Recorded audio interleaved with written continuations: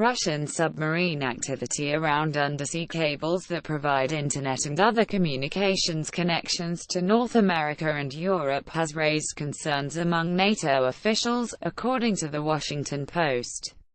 NATO officials say an unprecedented amount of Russian deep-sea activity, especially around undersea internet lines, constitutes a newfound vulnerability for NATO nations. "We are now seeing Russian underwater activity in the vicinity of undersea cables that I don't believe we have ever seen," said NATO Submarine Forces Commander and U.S.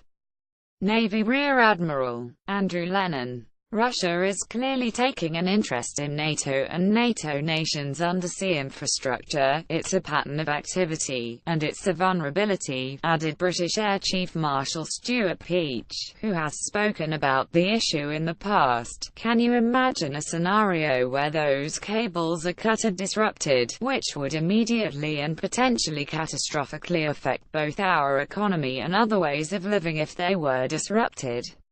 Peach said earlier this month.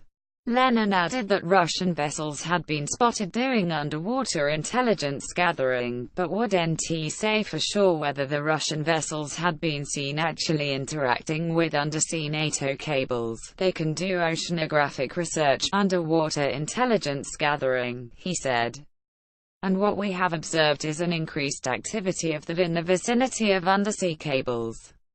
We know that these auxiliary submarines are designed to work on the ocean floor, and they're transported by the mothership, and we believe they may be equipped to manipulate objects on the ocean floor." The U.S. has taken steps this week to counter Russia's influence abroad, with the Trump administration for the first time authorizing the sale of lethal defensive weaponry to Ukraine's military as it battles pro-Russian separatists in Crimea.